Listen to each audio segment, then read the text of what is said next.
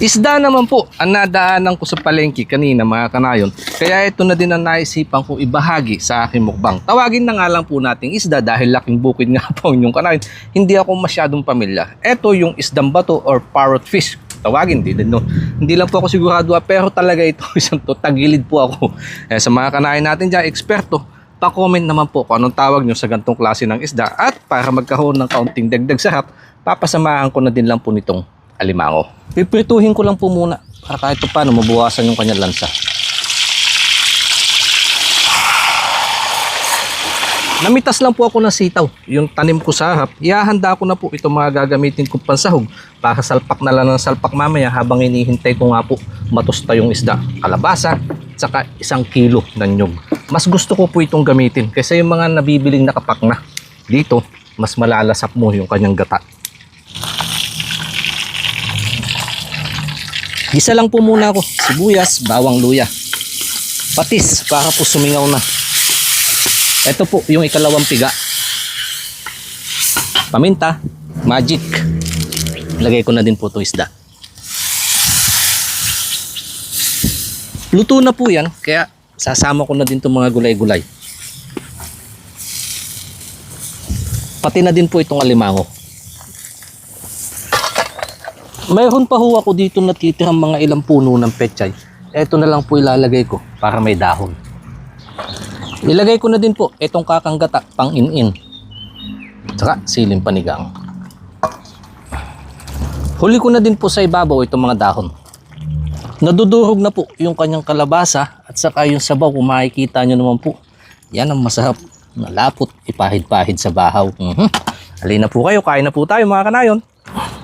Eto na po yung aking ginatang isda na mayroong alimango. Lord, thank you po sa pagpapala ngayong araw. In Jesus' name, Amen.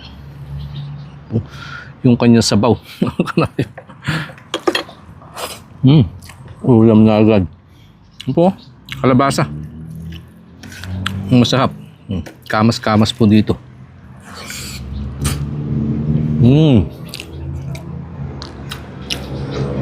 Panalo.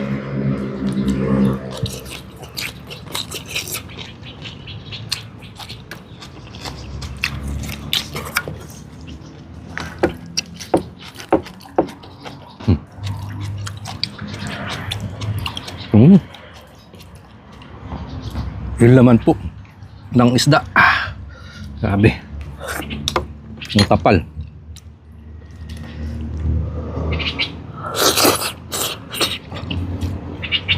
At napakasarap din.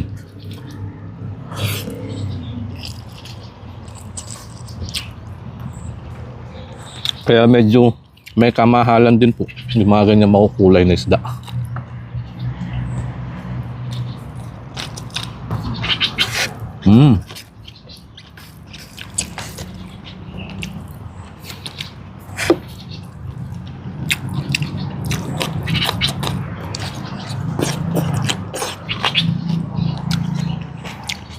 Iniwan ko po yung 1 piraso ng isda para sa akin mag-inom mamaya.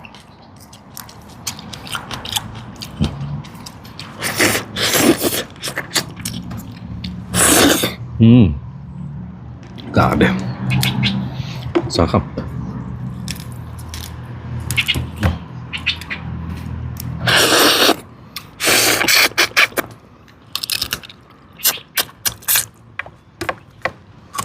Tunga mo nga.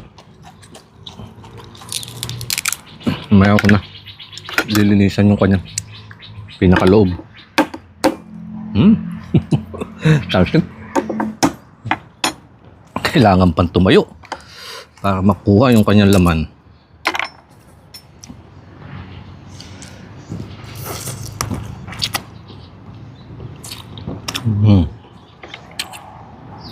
Grabe. Panalo yung sarap.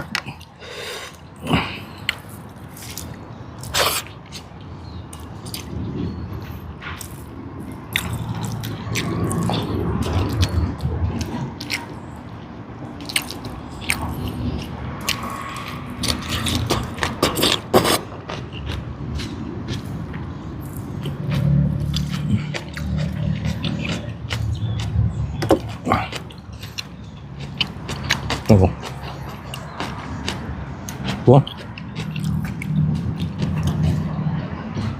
Kapag ganito po ang ulam ay talagang pang extra rice.